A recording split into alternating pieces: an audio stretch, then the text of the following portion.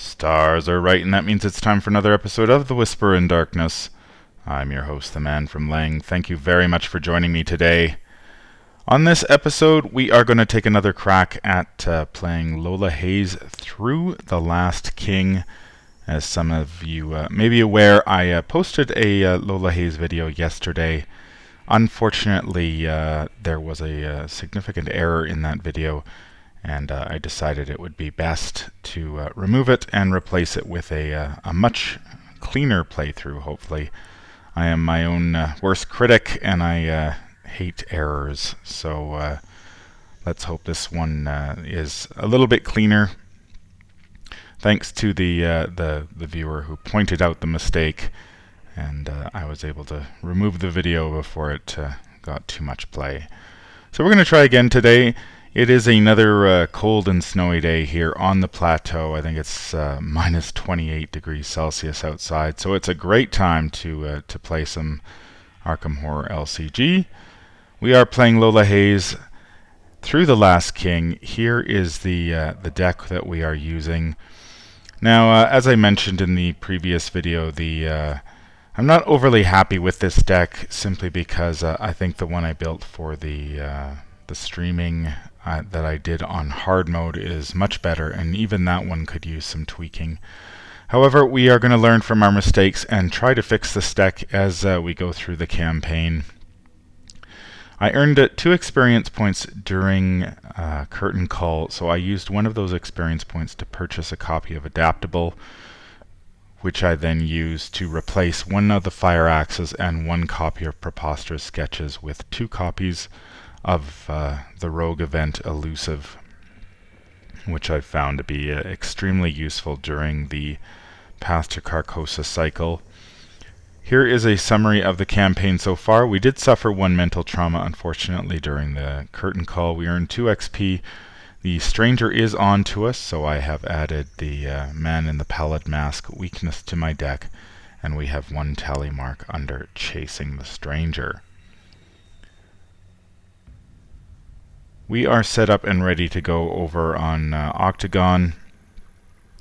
Lola Hayes begins play here at the foyer. It's a 2-shroud location with 1 clue, and it has the action Resign. Having found valuable information about the production, you depart and plan your next move. If each undefeated investigator has resigned, proceed to if no resolution was reached in the campaign guide. And we have our 5 locations in the house. Our agenda is 1A, fashionably late. As you pull up to the manor, you notice that something is wrong. A trail of blood leads up the porch steps, and the front door is smashed. Muted music comes from within the house, its warped and discordant notes painful to your ears. Has the madness of the King in Yellow already made its way here?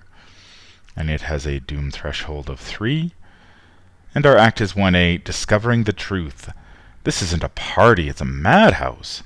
But for some reason the guests are too deluded to notice. Very few of them are sane, and many are themselves horrors to your eye.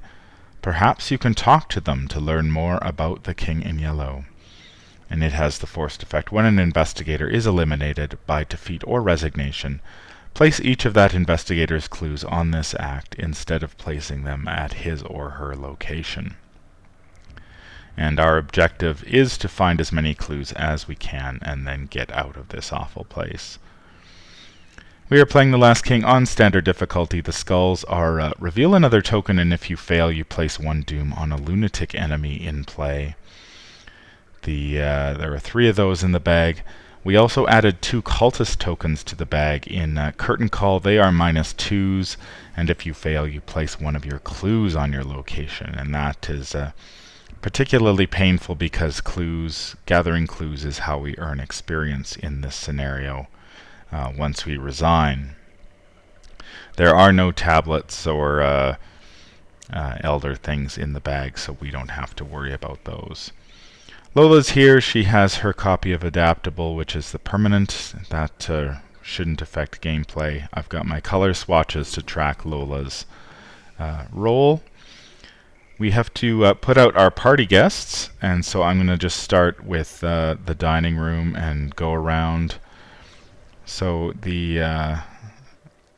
we've got Sebastian Moreau, the impassioned producer. He's hanging out in the dining room. We've got Ashley Clark, the singer, or the talented entertainer is her official title. She's hanging out in the ballroom. We've got Ishimaru Haruko is hanging out in the courtyard. And that just leaves two more, and Jordan Perry is over here at the living room, and finally Constance Dumaine, the sociable hostess, is in the gallery. So we need to put 2 clues on each of them. So not a bad setup. If we got enough if we got enough resources early, we could try to hit Jordan. The living room does give us extra cards every time we succeed at a parlay test, and we could go from the living room maybe to the courtyard. Ashley's a fairly easy one to get, and then of course Sebastian up here. So we will have to see what our hand is like, and then we will decide which way to go. I think interviewing 3 of the guests is reasonable. I think every time I've gone for 4, bad things have happened. So we maybe just try to get our 3 and get out without taking any more trauma in this game. We're ready to get our opening hand here. I'm just going to shuffle up the deck, and we will draw our opening hand. And we are starting off. We've got a copy of Shortcut, a copy of Perception, a copy of Lucky, a copy of Unexpected Courage and Improvisation, our signature card. I'm not very excited about any of those. I would kind of like a weapon. I would also like Fine Clothes if I can get it, as well as a copy of Elusive would be nice. So I think we're going to discard. We're going to mulligan the whole hand and see if we can't do better. There's an emergency cash, a guts, a look what I found, an art student, and another emergency cash. So no luck there. Not a great starting hand for Lola in this game. We will shuffle those back into our deck. That's a pretty disappointing opening hand, actually. I'm not seeing a lot of what I want to see. But we do have a guts, which will, and we do have the look what I found, which we could pitch to Jordan Perry. So I think we could, let's see, we can generate 6 from the emergency cash, which would put us at 11, and then pop up to Jordan. I think that's our best bet in this game. And yeah, so let's do that. We'll start the game here. We'll add our 3 actions. As our first action, we're going to play an emergency. We've got to pick a role. I'll start as a survivor, I guess, because we've got the art student isn't going to help us a great deal right off the bat. So we'll use our first action to play an emergency cash and gain 3 resources. And then I'm going to use my second action to play the other emergency cash and gain 3 resources. And then I will use my final action to move to the living room. The living room is a 3-shroud location with 0 clues, and it has the response: after you perform a parlay action in the living room, draw 1 card, group limit once per phase. That is going to be our turn. There are no enemies in play. We don't have to worry about that. We will draw a card and gain another resource. we will add a Doom, and we will draw our first encounter card of the game, which is going to be an Ancient Evils. So the game is getting that much quicker. That is, of course, you place one Doom on the current agenda, and it can cause the current agenda to advance. So Diane Divine, our mercurial and mischievous guest, is going to be coming out a little bit sooner. Fortunately, we do have a chance to clear Jordan this turn if we're able to. So we've got, we need to make a, if you have 10 or more resources, we can parlay test intellect 2 to fraternize with Jordan, and if we succeed, we take a clue off him.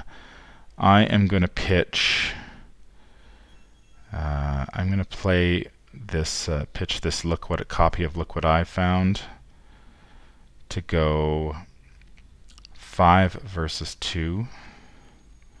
Chaos Bag says a -2, so we do succeed. So we will get a clue, and I will trigger the response off of the living room to draw a card. It's a copy of Lucky. And let's just go straight up 3 versus 2 again.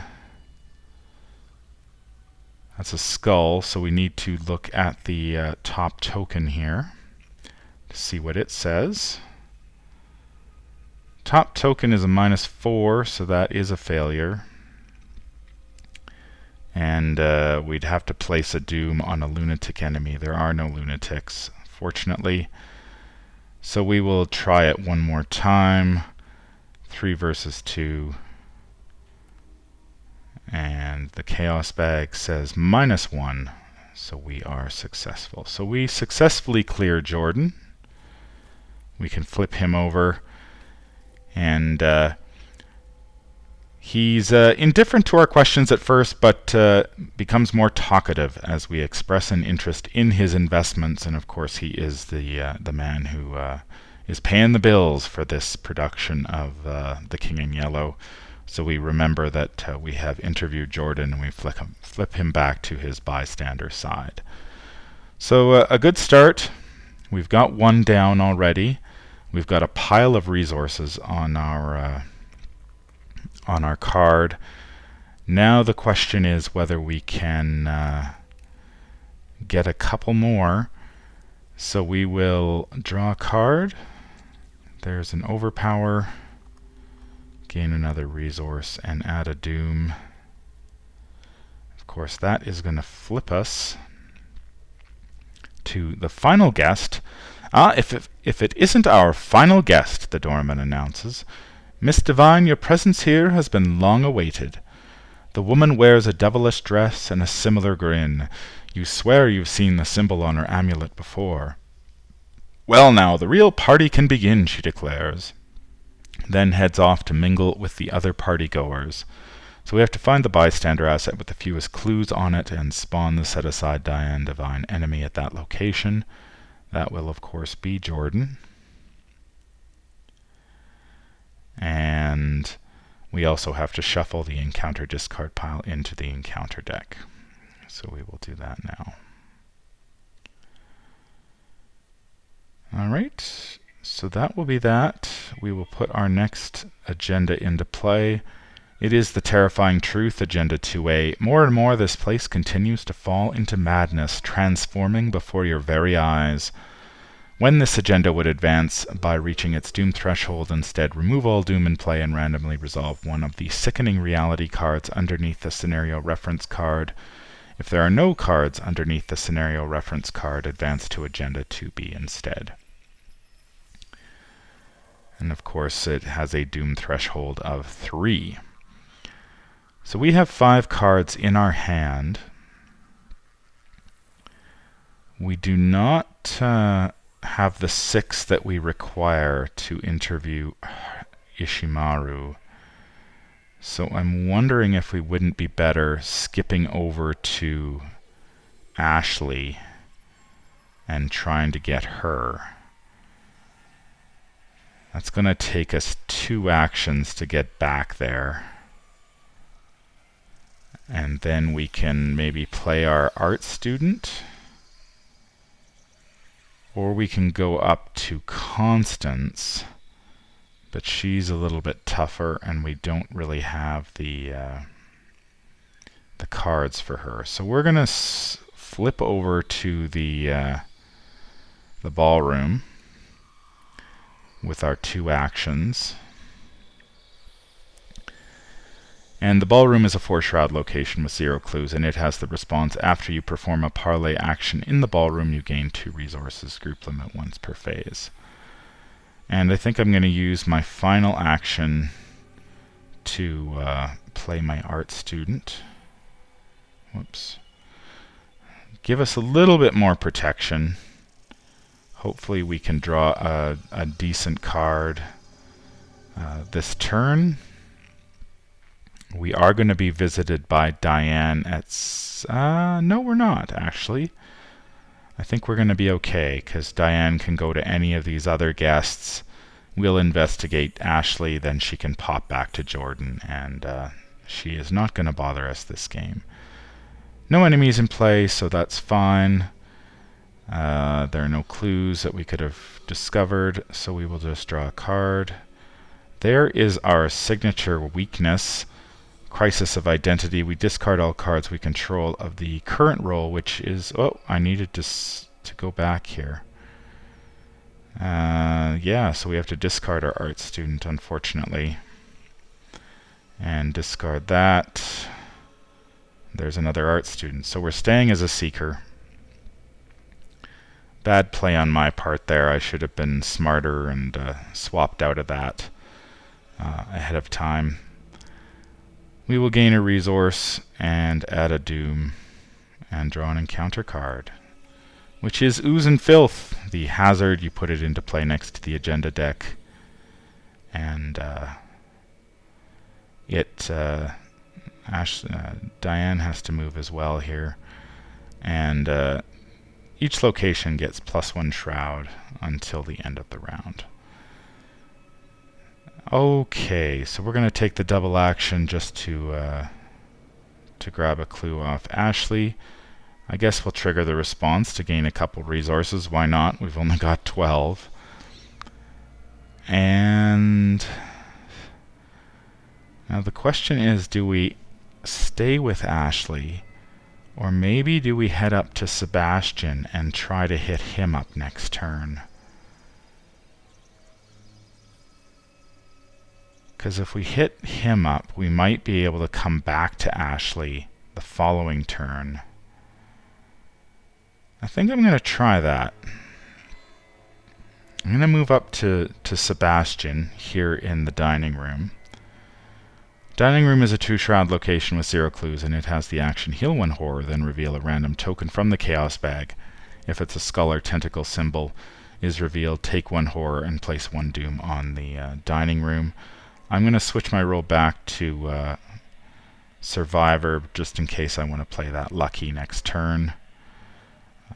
Diane, if we move to the enemy phase, Diane will simply move back to Jordan.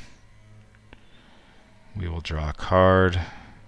There is our elusive. That's nice to see. Very nice to see. That will give us we can escape if we need to. The Ooze and Filth goes away, and we add a doom.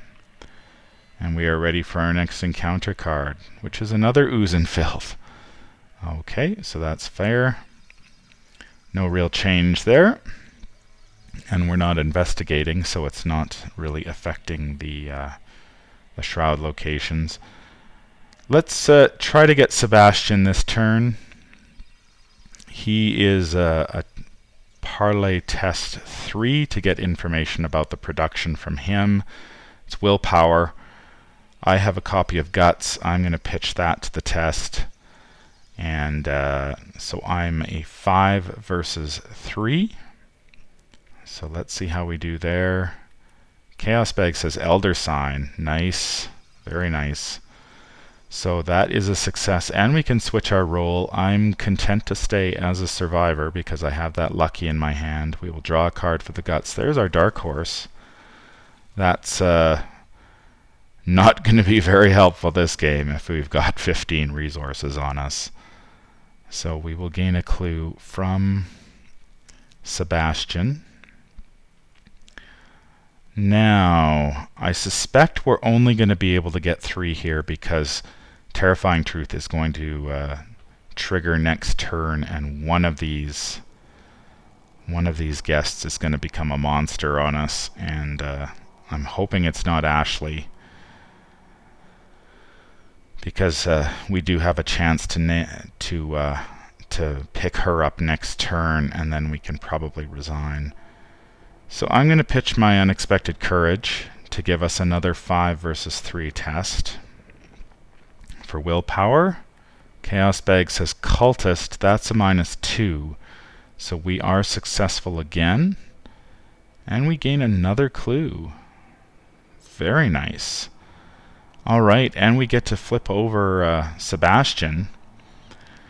And you can tell Sebastian is a dramatic man from the way he speaks about tonight's production. Better than last year. Indeed, the best I've ever seen.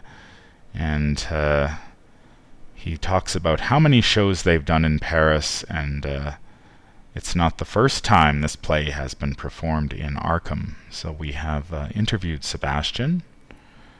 Very good. We've got 1 action remaining. I'm going to move back to the ballroom so I can be prepared to interview Ashley next turn. So let us see. That is going to do it for my turn. I'm going to move Diane Divine back to Constance. That's everything there. We simply draw a card. There's a Look What I Found. That's not going to be overly helpful. Gain a resource. Ooze and Filth goes away. And we add a Doom. Now here's the moment of truth. We're going to see one of these guys is going to turn into a monster on us. So we will remove all that Doom. We will go to our... We will shuffle up our Sickening Reality cards, and let's see who we get. It is Sebastian. Sebastian's passionate debate with another guest turns ugly. His temper transforms not just his demeanor, but his body as well. Thick fur sprouts from his skin, along with several bulbous growths that leak pus and blood. His suit tears as his body distorts, bones snapping and muscles bulging. He is as much a beast as he is a man. So each investigator at Sebastian Moreau's location takes 1 horror, and we move each clue from Sebastian Moreau to his location. We flip this card to its enemy side and switch it with the bystander asset version of Sebastian, removing it from the game. So Sebastian goes away. His Sickening Reality version shows up. Sort of a werewolf Sebastian. And Werewolf, or Sebastian Moreau, the Savage Hysteria, he's got 3 fight, 5 health, and 3 evade. He's a Monster Lunatic Elite. He's got the Hunter and Retaliate traits, and his attacks cannot be cancelled, and he will hit you for 2 damage and 2 horror. So he is a tough customer to deal with. We have no weapons to speak of, and he is going to be chasing us. Let's see what our hand is like. We've got 5 cards in our hand. We've got to draw an encounter card first, though, so we will do that now. Our next encounter card is another Ancient Evils, so that speeds up the game a little bit more. Okay, so we can get Ashley this turn. We know that. Then Sebastian's coming after us. The problem is Sebastian can get to us from just about everywhere on the map here, and we are in no position to fight him with our 3 fight and no weapons to speak of. We've got tons of resources, but no weapon, unfortunately. Could we get... The question is, do we dare go for 4? We can get Ishimaru if we take the double action. No, we can't get her. So I think what's going to happen here, I am going to take the double action on Ashley. And we grab her clue, we flip her over. Ashley's song is beautiful and haunting, and you find yourself mesmerized by its melody. You don't know why the lyrics call to you, but for some reason you cannot get them out of your head. So we remember we've interviewed Ashley. So we got Jordan, Ashley, and Sebastian this game. I think it's time to leave because we've got Sebastian Moreau coming toward us. What could we do? What would be the worst that would happen? If we moved, took a couple attacks.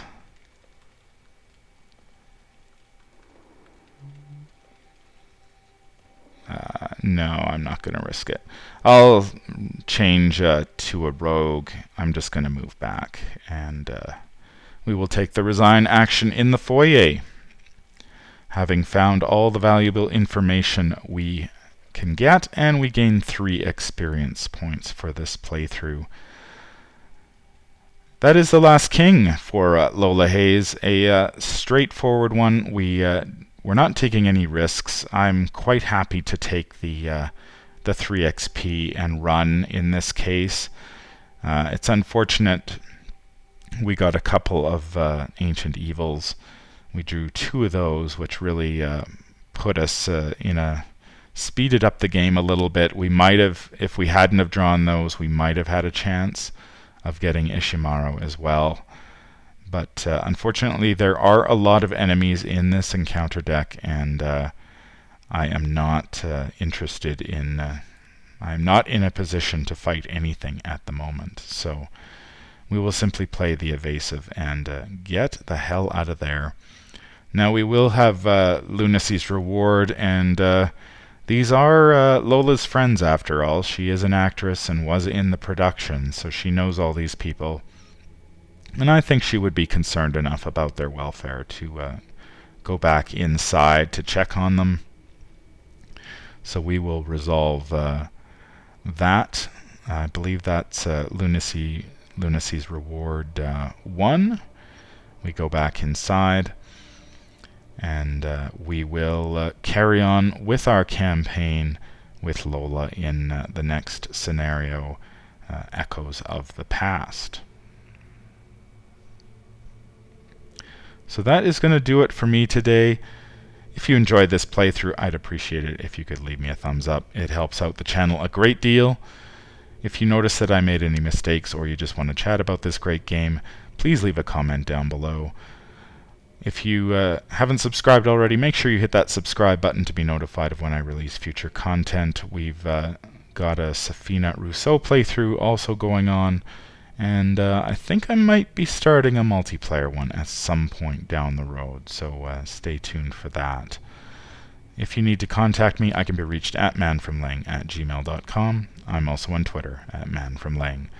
Until the stars are right, keep your shotgun close and your elder sign closer. Take care out there, and happy investigating.